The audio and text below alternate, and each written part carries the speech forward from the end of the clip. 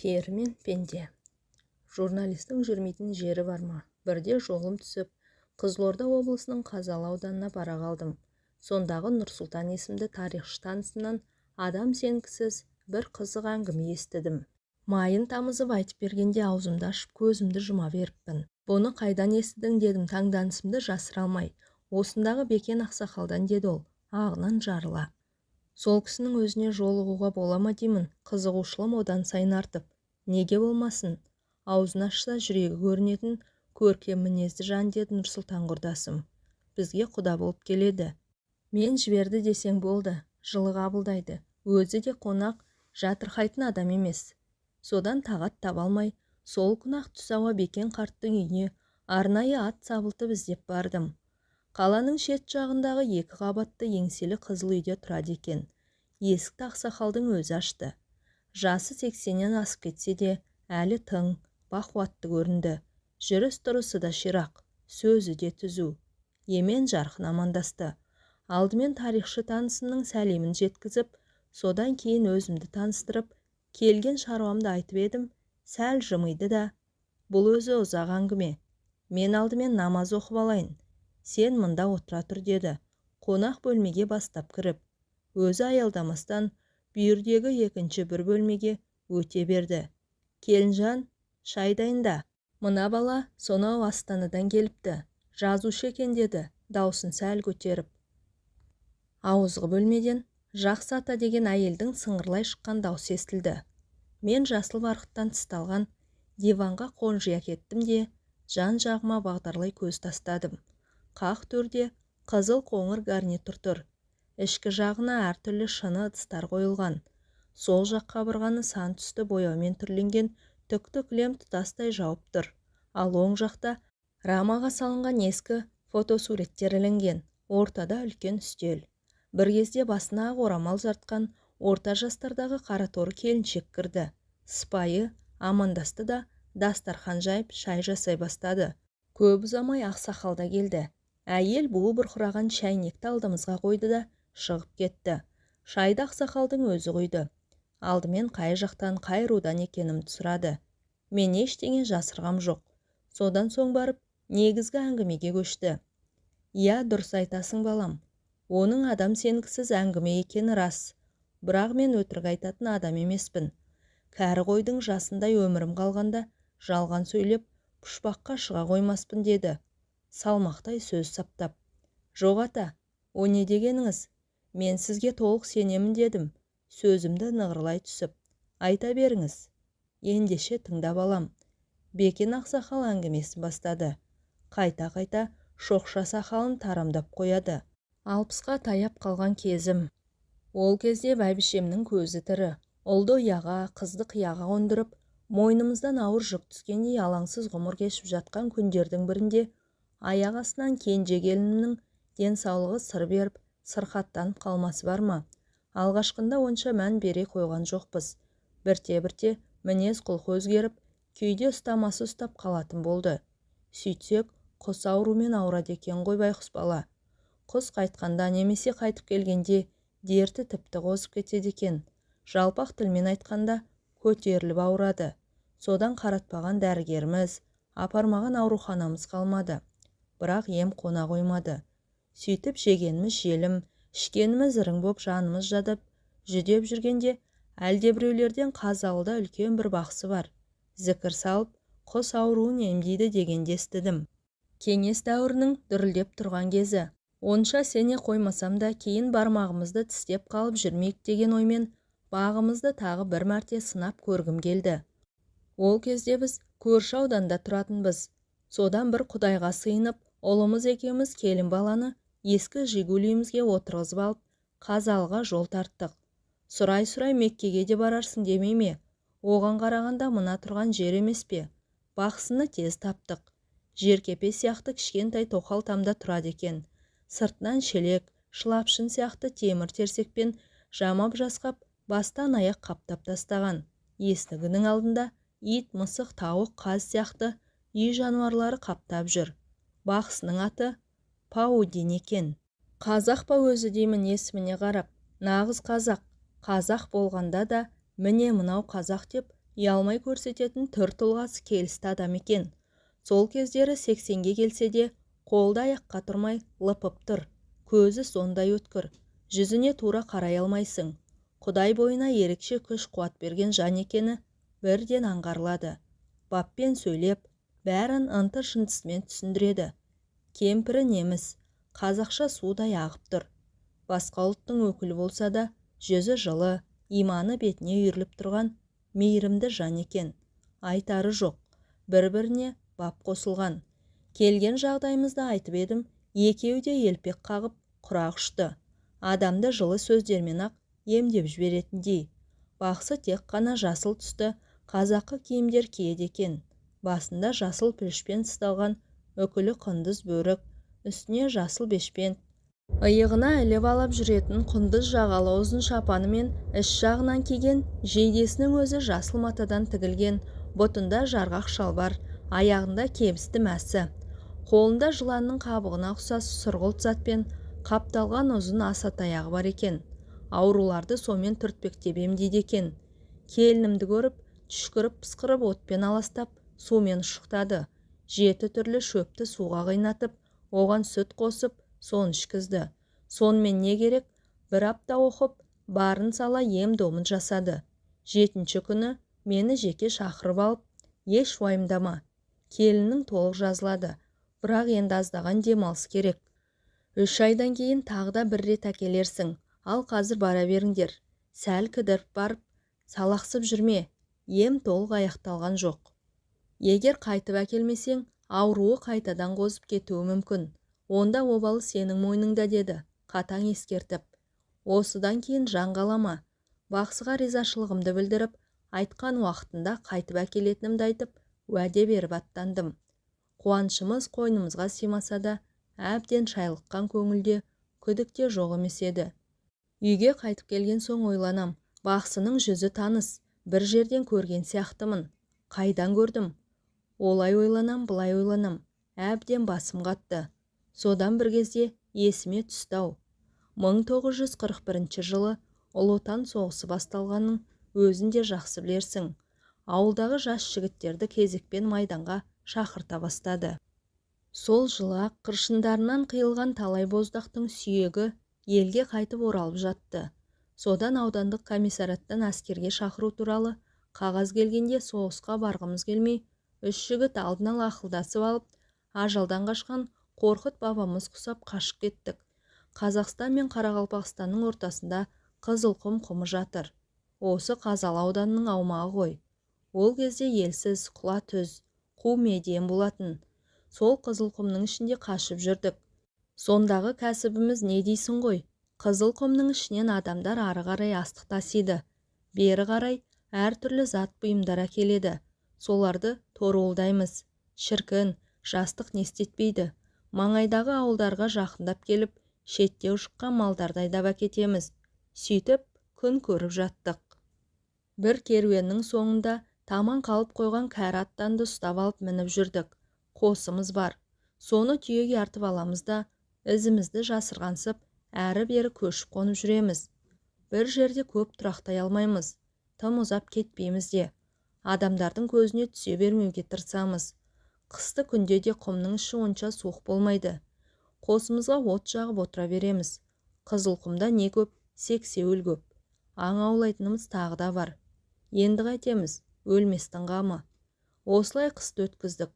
Күлімдеп көктем шықты. Бір күні қосымызды үлкен бір құмның етегіне тігіп тастап, шай ішіп отырғанбыз. Көз көрім жерден шұбатыла шыққан түтінді байқап, ананы қараңдар, шамасы біреулер өтіп бара жатыр-ау, дедім жерден жеті қоян тапқандай. Байқастап көрейік, несі бар екен? Қайтейін, тамақтан тарығып жүрген кезіміз. Алдымен аузыма түскен сөз осы болды. Үшеуміз жарыса жүгіріп, жанымыздағы құм төбеге шықтық. Бажайлап көз салып едік, сонандайдан қарауытып жалғыз лашық көрінді. Төбесінен будақтап түтін шығып жатыр. Азырақ ақылдасып алдық та, аяғымызды аңдап басып лашыққа қарай аяңдадық. Сырттай қарағанда ешқандай тіршілік нышаны байқалмайды. Кіріп шыққан адам аяғының ізі де жоқ. Жайлап жөткірініп қойып, жасқаншақтай лашықтың есігін аштық. Ассалаумағалейкум деп ішке кірдік. Төр жақта орта жастағы еңгезерде ер адам малдас құрып отыр, жападан жалғыз. «Уағаликум салам, уа жігіттер, келіңдер, төрге шығыңдар» деп ысырылып бізге орын ұсынды. «Қайдан келе жатырсыңдар?» Қазақша сөйлейді. Томпақ бет қызыл шырайлы адам. Жүзінен нұр төгіліп, көзінен мейірім шуақ шашырайды. Секем алатындай ештеңе байқалар емес. «Ой ағасы, біз Қарақалпақстанға бір тығыз шаруамен жолаушылап бара жатыр едік. Лашығыңыздан шыққан түтінді көріп, арнайы бұрылдық дедік. Өтірікті суша сапырып, танысып білісейік дегендей. Әжетке жарайтын бірдеңе болса қағып кетуді ойлап, жан-жағымызға жалтақ-жұлтақ қарап қоямыз. Елеп алар ештеңе жоқ. Тек босаға жақта көнелеу темір шайнек пен үстіне ақ шүберек жабылған ыдыс аяқтар тұр.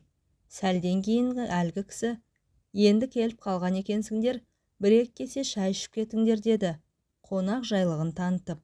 Біздің де күткеніміз де осы сөз еді. Іздегеніміз алдымыздан табылғандай, қуанышымыз қойнымызға симай тұрса да, «Айтқаныңыз болсын ағасы» дедік өзімізше сыпайылық сақтап. Ол босаға жаққа қарап, басқа бір тілде бір түрлі мақаммен сарнап қоя берді. Сол-ақ екен, шәйнек өзінен өзі көтеріліп келіп, ортада жанып тұрған оттың үстіңгі жағына ілініп тұра қалды. Ақ шүберек ортамызға дастархан болып жайылды. Оның үстіне қойдың басындай қара нан топ ете түсті. Артынша үлкен пышақ жарқ ете қалып, бізге қарай бағытталып келе жатты. Шошып кеттік. Зәреміз зәр түбіне жетті. Екі көзіміз пышақта, тұра қашуға дайындала бастадық. Бірақ абырой болғанда пышақ бізге тақалған жоқ. Өзінен өзі нанды турады да, жанды зат сияқты қайтадан орнына барып жата қалды. Сол кезде барып, ух деп демімізді бірақ алдық. Сосын кішкене кеселер ауада қалқып келіп, әрқайсымыздың алдымызға тұра қалды. Әлгі кісі бізбен емес, көзге көрінбейтін басқа біреумен өзгеше тілде сөйлесіп отыр. Ара-арасында әйелдің сыңғырлаған даусы шығып қалады. Біз оның не деп отырғанын түсіне алмадық. Аздан соң бұрқылдап қайнап бастаған шәйнек көтеріліп келіп, кесемізге кезекпен шай құя бастады. Аң-таңбыз, қорыққанымыздан тіліміз байланып қалғандай болды. «Әй жігіттер, сендер үрейленбеңдер, шай құйып беріп жүрген жеңгелерің ғой» деді жаңа танысымыз жылы жымиып. «Сосын тамақ батсын ба, құйылған шайдан ұрттағанымыз да жоқ. Тезірек қарамызды батыруды ойладық». «Аға, сау болыңыз, аман болыңыз» деуге ғана шамамыз әзер жетті. Біз түрегеліп жатқанда ол асып-саспастан: «Әй жігіттер, келмей жатып не болды сендерге? Астарыңнан су шықты ма?» деді, жайбарақат түрде. Біз оның сөзіне жартып жауап та қатпастан, құрғақ рахметті жаудырып, алды-артымызға қарай зытып отырдық. Тіпті қоштасуға да мұршамыз келмеді. Судан шыққан саршынақтай сүмірейіп қосымызға қайтып келіп, «Мынау жын ба, пері ме?» деп қарадай қорқып жаттық. Бойымызда үрей биледі. Түні бойы әрнені бір ойлап көзіле алмадық. Адам сенетін нәрсе емес қой мынау. Сірә бұл жын болу керек. Бізді Құдай сақтаған шығар дейміз бір-бірімізге. Мұндайды көрмек түгіл естіген де емеспіз. Ертесіне қосты тез арада жықтықта түйеге артып алып, бәледен машайық қашыпты дегендей, тұрған жерімізден недәуір ұзап кеттік. Тіршілік етуге ыңғайлы бір жерге келіп қосымызды қайта тіктік. Ішімізде еті тірі, қу тілді бір жігіт бар еді. Соның аяқ астынан батырсынып шыға келмесі бар ма? Қорыққанға қос көрінеді деген. Бізге жалғыз адамнан қорқып не болды өзі? Бұл масқара ғой. Айтудың өзі ят. Мен білсем, ол да бір көз бояушы алаяқ. Онда ешқандай тылсым құдірет жоқ. Қайта барып, мән-жайды анықтап сұрайық. Айтса айтар, айтпаса тонымызды шешіп алмас. Несіне қорқамыз деді. Бойына бір ерекше желп біткендей желпініп. Екінші жігіт те оны қостап: «Иә, айтқанның көңілге қонады. Барсақ барайық, бірақ түйемен қосты осы жерге қалдырып кетейік» деді, сақты ойлап. Мен қанша жүрексінсем де, намысқа тырысып ешқандай тоқтау сала қоймадым. Бір жағынан бұл құпияның сырын білгім келді. Сонымен бәріміз бір ортақ шешімге келіп, қайтадан кері ізге түстік. Қанша жерден жігерімізді жани түссек те, бойымызда қорқыныш басым. Әжептәуір алыстап кетіппіз. Түтін көрінер емес. «Әй, ол осы уақытқа дейін ай қарап отыр деймісің? Кетіп қалған шығар. Тым құрымаса орнын көріп кетейік» деп жүгіре басып келеміз. Жал-жал болып жататын құм төбелер болады. Сондай бір құм төбеге шыққанда, төменде тұрған өзімізге таныс лашықты көріп, көңіліміз көтеріліп қалды. Маңайда тірі жан жоқ, от жақпай отырған шығар, не де болса бара көрейік деген ойға бекіндік. Әлгі батырсынып келе жатқан жігіт, әй, ол да адам баласы ғой, бекер қорқасыңдар, қорықпаңдар, мен өзім одан бәрін сұраймын, сендер тек қасында қара көбетіп тұрсаңдар болды деп, аяғын нығыздай басады. Екеуміз артында салпаңдап келеміз. Содан зулап отырып жетіп бардық. Алдыңғы жақта қасқайып келе жатқан батырымыз лашыққа тақап барды да сәл кідіріп жөткірінді. Ешқандай дыбыс шықпаған соң, ассалаумағалейкум деп есіктен басын сұға берген сол еді, атылған пружинадай қайтадан кері серпілді. Арт жағында Әліптің артын бағып тұрған екеумізді қаға-маға анандай жерге барып, шалқасынан гүрс етіп құлады. Қапелімде не болғанын түсіне алмай қалдық. Сабазыңның көзі алақтап кеткен. Не болды дегенімше болған жоқ. Тіл қатуға да шамасы келмей, атып тұрып тұра қашты. Біз де жүгіре жөнелдік. Қос өкпемізді қолымызға алып, алды-артымызға қарамай зытып келеміз. Сізге өтірік, маған шын, әлгі батырдың шашы тікірейіп тұрып кеткен. Әй, тоқтайсайшы деп айқайлап келемін. Құлақ асар түрі жоқ. Мұнша жүйрік болар ма жеткізер емес. Тек анда-санда арт жағына жалтақ-жалтақ қарап, әй, жүгірсеңдерші, жүгіріңдер деп безек қағады. Зәресі ұшып кеткен, түрінен адам шошырлық. Содан қосымызға жақындаған кезде бірақ тоқтады. Алқынып тұрмыз, тер басып кеткен. Ай, бір 7-8 шақырым тоқтамастан жүгірдік-ау деймін. Не болды дейміз ентелей түсіп. Ойбай, сендер сұрамаңдар, мен айтпаймын. Құдай сақтасын де береді. Әй, не болды айтсайшы дейміз. Екі жақтап, ол арт жаққа жалтақтап қарап қойып, жоқ, тезірек қосқа жетіп алайықшы дегеннен басқа ештеңе айтпайды. Оның аппақ қудай қуарған жүзіне қарап, одан сайын құтымыз қашты. Содан не керек, ақыры алқынып қосымызға да жеттік-ау. Қосты жығыңдар, қашу керек, кету керек бұл маңнан дей береді безілдеп. Енді айтсаңшы не болды дейміз. Қосан жарласып, ой сұмдық-ай. Есікті аша беріп, әнеугінгі кісінің ортада жүрісінен отырғанын көріп қалдым. Оны бастарына ақ сәлде ораған 5-6 шал қоршап алыпты. Есік жақта отырған қаба сақалдысы маған жалт қарады. Шіркіннің жанарыны өткірін-ай, жасындай, жарқ етіп тоғырғандай денемді дір еткізді. Содан көзден ұшқан ұшқынмен бірге бір алапат күш кеудемнен қатты соғып, қалпақтай ұшырды ғой. Құдай сақтасын, бұл жерден аулақ кетейік. Мен бірдеңе білсем, бұлар адам емес, жын шайтандар, ана лашық солардың ұясы болса керек деді, дір-дір етіп. Содан Байекеңе де жан керек, қосымызды түйемізге артып алып тайып тұрдық. Қызылқұмның ішкері жағына соғына кіріп із жасырғандай болдық. Бірақ жаңағы оқиға күндіз есімізден, түнде түсімізден кетпейді. Қорыққанға көз көрінеді деген, кез келген нәрседен шошынып зәреміз ұшып құртымыз қашады. Бойымызды үрей билеп алды. Жатсақ та тұрсақ та сыртымыздан біреулер торуылдап жүргендей болып, күндіз күлкі, түнде ұйқыдан айырылдық. Тіпті желдің уілі мен шегірткенің шырылынан да шошынатын әдет таптық. Сөйтіп Қызылқұмның ішіндегі өміріміз тозаққа айнала бастады. Содан бір күні үшеуміз отырып ақылдастық. Бүйтіп жүре берсек, бәрібір бір күні болмаса бір күні жүрегіміз жарылып, жанымыз жаһанамға кетер. Қашып пысып жүріп, айдалада арам қатқанша, қан майданда ерлік жасап, абыроймен өлейік деп шештік те, сүмірейіп-сүмпейіп ауылға қайтып келдік.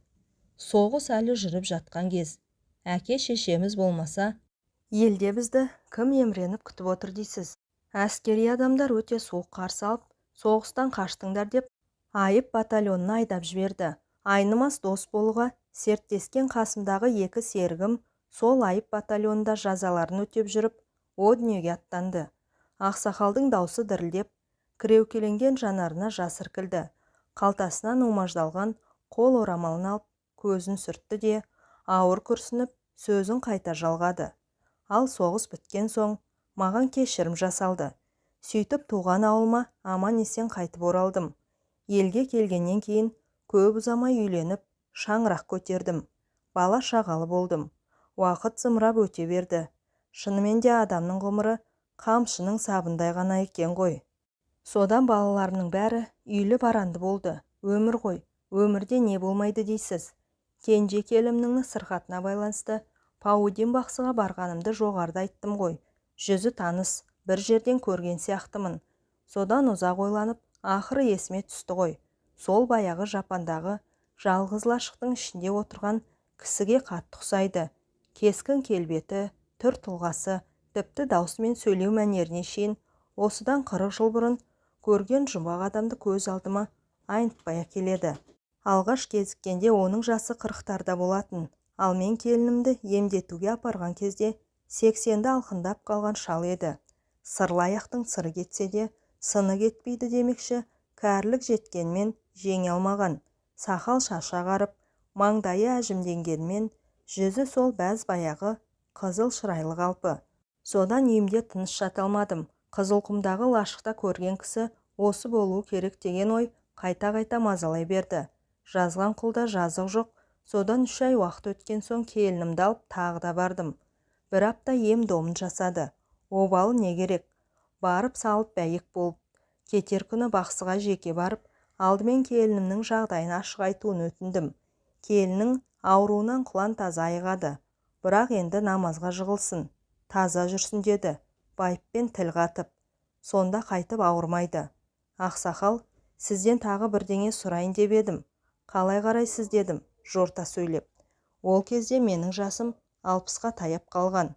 Иә, айта бер, құлағым сенде деді, жылы жымиып. Не сұрайын деп отырғанымды алдын ала біліп отырған сияқты.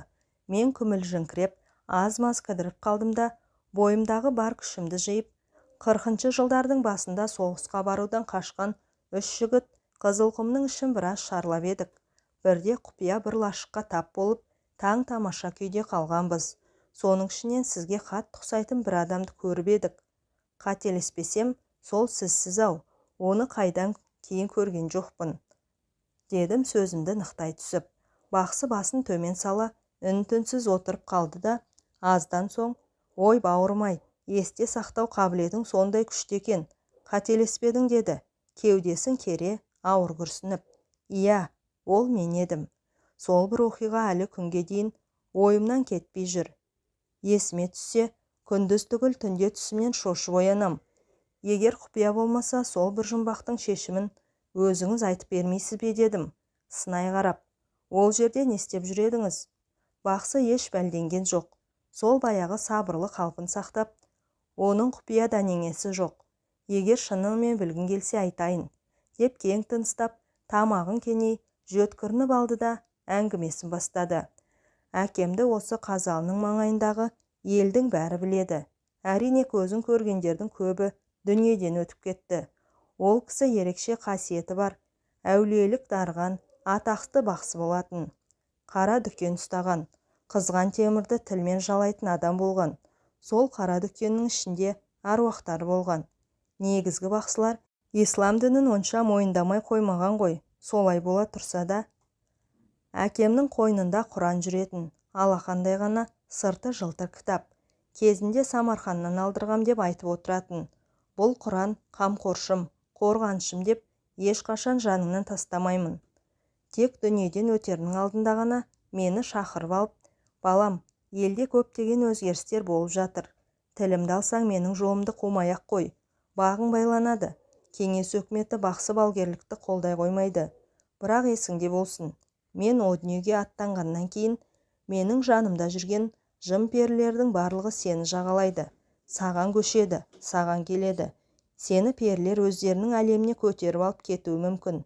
Сондықтан мына Құран кітапты жаныңнан тастама. Әркез қойныңда жүрсін. Егер бұдан айырылсаң, жер бетіндегі татар талқаның таусылады.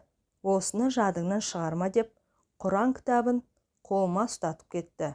Мен мәселенің мәнісін толық түсіне қоймасам да, әйтеуір оны жоғалтып алсам, бір жамандықтың боларын сезіп, жарайды әке, айтқаныңызды бұлжытпай орындаймын деп, қойныма сүңгітіп жібердім.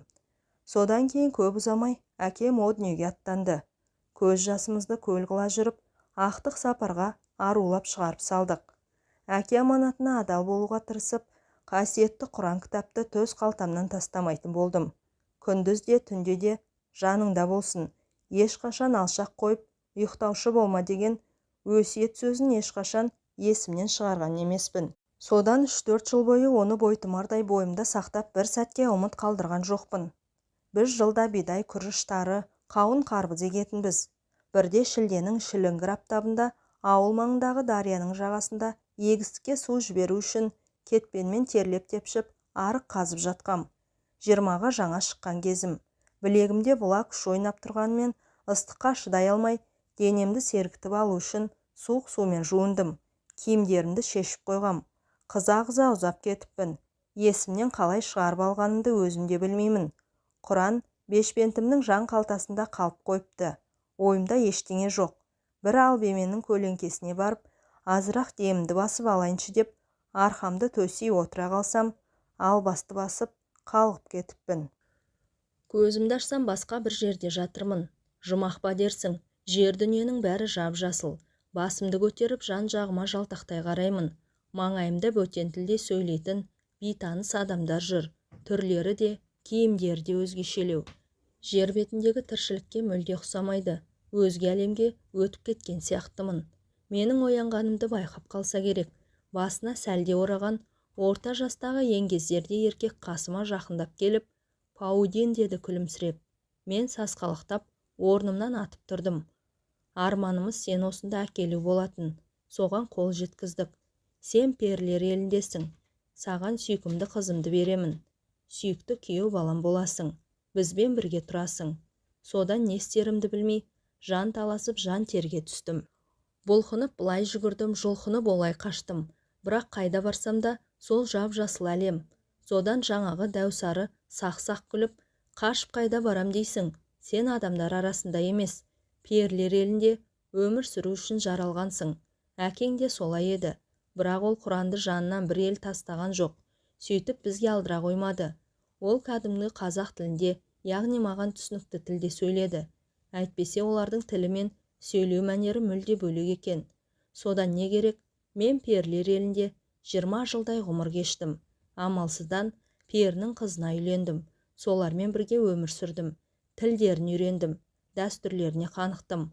Тылсым, құдірет күштерін меңгердім. Алланың әмірай, перінің қызымен ерлі-зайыпты болып 20 жылдай бірге тұрсам да, арамызда бала бола қойған жоқ. Елімді, жерімді, туған туысқандарымды есіме алсам, санам саққа жүгіріп, ойым оңға бөлініп, жүрегім қан жылайды. Сағыныштан сарғайып, жаным жабырқау тартады. Қас қабағымды мұң торлап, кеудем шер-шеменге толады. Қазір ойлаймын, не деген ақмақ болғанмын. Құдайдың басқа салған осы екен ғой деп жүре беріппін ғой. Содан 20 жылдай уақыт өткеннен кейін ғана, мен мұнда неғып жүрмін? Ел жұртым қайда деп ойлана бастадым. Жер планетасына, адамдар арасына қайтып барғым келді. Жатсам да, тұрсам да, осы бір ой көкейімнен кетпей қойды. Алайда қалай кетем? Қалай деген сауал туындаса, тұла бойым мұздап қоя береді. Содан жіпсіз байланып, тағы да 2-3 жылдай жүріп қалдым. Неменеге кегежем кер тарта береді. Перілердің неден қорқатынын, оларға қарсы күресудің амал-айласын жақсы білемін ғой. Ендеше неден қорқамын? Одан да перінің қызына шындықты айтып, басын айналдырып көрейін. Сөйтіп бірге қашуға көндірейін деген ойға бекіндім. Сосын ағайын туысты әбден сағындым. Адамдардың арасына барайықшы деп, күнде құлақ етін жей бердім. Көзімнен жас, тілімнен зар төктім. Перінің қызының көркі ақылы сай болатын. Өтірік айтып не қылайын? Біз бір-бірімізді шынымен жақсы көрдік. Ол мені түсінді. Сөйтіп бір күні жылап отырып, келісімін берді. Тек адамдар арасына барсақ, сен тірі қалуың мүмкін, ал мені өлтіреді. Өлтіреді ғой, деді жанары жәутең қағып. Өйткені перілер елінде арнайы жазылған заң болмаса да, тәртіп сондай қатал. Тәртіп бұзғандар қатаң жазаланады. Кешірім жасалу деген түсінік атымен жоқ. Егер қашып кетсе, перілердің оны тірі қоймайтынын жақсы білсем де, жоқ олай деме. Екеуміздің де тірі қалуға толық мүмкіншілігіміз бар, дедім, алдаусыратып. Иә, шынымен адам баласын сағынып жүргеніңді білемін. Бірақ мен жер бетінде өмір сүре алмаймын ғой. Сен сол жағын ойладың ба, деді қыз мұңайып. Сосын амалсыздан өтірік айтуға тура келді. Адамдар арасына барып шамалы ғана уақыт боламыз да кері қайтамыз. Мен адамдарды көріп, мауқымды бір басып келейінші дедім. Бетім бүлк етпей. Әрине ол сене қойған жоқ. Бірақ жарайды, керек болса саған деген ақ адал махаббатым үшін өмірімді қиямын деді жыламсырап. Мені шынымен жақсы көретін, маған жан тәнмен берілген еді байқұс. Қыз көнгеннен кейін көп ұзамай жер планетасына жол тарттық. Перілердің елі ғарышта. Оларда алыс жақын деген ұғым болмайды. Баратын жерлері қанша қашық болса да, зыр етіп жылдам ұшып бара салады. Келіншегімнің көмегімен оны мен де жап-жақсы меңгеріп алғам. Содан ұшып жерге түскен күннің ертеңінде сендер тап болдыңдар. 20 жылдан кейін қайта көрген алғашқы адамдар едіңдер. Қасымда зайыбым болды. Бірақ оған көрінуге болмайды. Сондағы дастархан жайып шай құйып беріп жүрген сол байқұс болатын. Сендерді, яғни адамзат баласын сондай бір сағынышпен көрдім. Сол үшін ғой дастархан жайдырып жүргенім. Егер екінші мәрте көрген болсам, ондай ыстық ықылас білдірмес едім. Өйткені бізге құпияны ашуға болмайды.